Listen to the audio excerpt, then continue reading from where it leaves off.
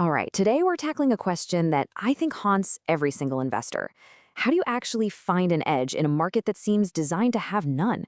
We're going to dig into some Nobel Prize-winning ideas to really understand the problem, and then see how AI might just be the unlikely hero of this story. You know the feeling, right? We've all been there, you've done the research, you've read all the articles, and you find that one company that just feels like a total, absolute sure thing. You are completely convinced. And yet, what happens next? More often than not, you pull the trigger, you buy in, and then nothing. Crickets. The stock just sits there, or even worse, it starts to drop. It is one of the most maddening experiences in all of investing. Well, if that little story sounds painfully familiar, I've got some good news. It's probably not because you did your homework wrong or you missed something obvious. Your real opponent isn't some other investor on Wall Street. It might just be the very structure of the market itself.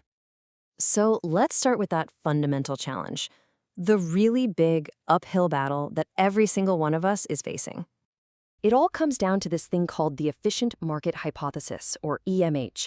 It's a Nobel Prize-winning theory from Eugene Fama, and the core idea is actually brilliantly simple. By the time you or I hear a piece of news about a company, good news, bad news, any news, it's already baked into the stock price. I mean, really think about that. That amazing earnings report you just read? Thousands of professional analysts with supercomputers saw it fractions of a second before you did, and the price moved instantly. The opportunity was gone before you could even log into your brokerage account. It's that fast. And look, this isn't just some dusty academic theory. The data is, well, it's pretty brutal. S&P's famous By the Reports consistently show that the huge majority of professional fund managers, the people who get paid millions to do this all day, they failed to beat a simple market index in the long run. So if they can't win, what chance do the rest of us really have? Okay, so if the market is that efficient, is it all just hopeless? Should we all just pack it in? Well, not quite. It turns out there are a few cracks in the system, a few glitches, and that's where we find our opportunity. You see, the efficient market hypothesis kind of assumes all markets are these perfectly oiled information processing machines. But they're not. Research shows some markets, like Japan's for instance, are just less efficient than the US market. And this creates more chances for what's called mispricing, where a stock's price doesn't quite match its true underlying value. And this inefficiency, this glitch, it's most obvious in one specific corner of the market: small cap stocks. We're talking about the smaller companies that just fly completely under the radar of the big Wall Street firms.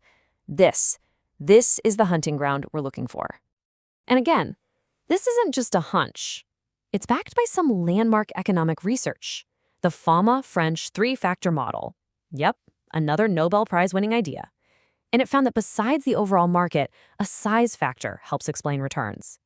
Historically, smaller companies have tended to outperform the big guys over time. So why does this happen? What's the secret? It boils down to a key concept called information asymmetry. Big, famous companies, they're covered by dozens, sometimes hundreds of analysts. But these little small-cap companies, many have zero coverage, none. Their stories aren't being told, which means incredible value can just be sitting there, hiding in plain sight, completely missed by the rest of the market. But, and this is a huge but, where this lack of information creates an opportunity, it also creates some serious danger. So let's talk about the traps that are waiting for us. When you venture into the small-cap world, you face two massive dangers. First is an information trap. Because there's so little public research, it's incredibly hard to tell the good companies from the bad ones. The second is a psychological trap. The wild swings in these stocks tend to play tricks on your own brain.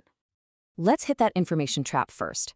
The Nobel laureate George Akerlof explained this perfectly with his market for lemons theory. He used used cars as an example.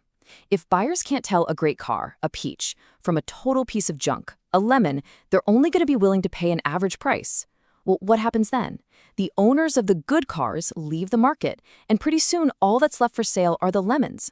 The small cap market can be exactly like that. Okay, now for trap number 2, your own mind. The whole field of behavioral economics, with pioneers like Daniel Kahneman and Robert Shiller, shows that we are not rational machines. We have bugs in our mental software. Things like loss aversion, where we feel the pain of a loss twice as much as the joy of a gain. This makes us sell our winners way too early and hold on to our losers for way too long. We also fall for the herding effect, just blindly following the crowd, and the narrative trap, where we fall in love with a good story instead of looking at the hard, cold facts. So we have a dangerous landscape full of hidden lemons, and our own brains are trying to sabotage us. How on earth do you navigate that? Well, let's talk about bringing the right tool for the job. This is exactly where AI enters the picture. Just imagine having a co-pilot that is totally immune to fear and greed, a partner that can analyze more data in a single second than a human could in an entire lifetime. That is the role AI can play for the modern investor. So let's see how AI directly fights back against those traps. To find the peaches among all the lemons, it can analyze huge amounts of unconventional data, stuff like patent filings, to find that hidden value. To fight our own loss aversion, it enforces strict rule-based discipline, no exceptions. And to help us avoid the herd and those tempting stories, it provides objective, data-driven screening that cuts right through the noise. Now, this is a really, really critical point to understand. AI is not a magic crystal ball. It cannot predict the future. No one can. Its real power, its superpower, is that it's a discipline engine. It forces a systematic, unemotional, and data-driven process, protecting you from the very informational and psychological traps that derail almost everybody else. So, here is the key takeaway from all of this. In a market where our own brains can often be our worst enemy, the winning edge might not come from being smarter, but from being more disciplined. AI isn't a magic crystal ball. It is your intellectual armament. The only question left is, are you ready to use it?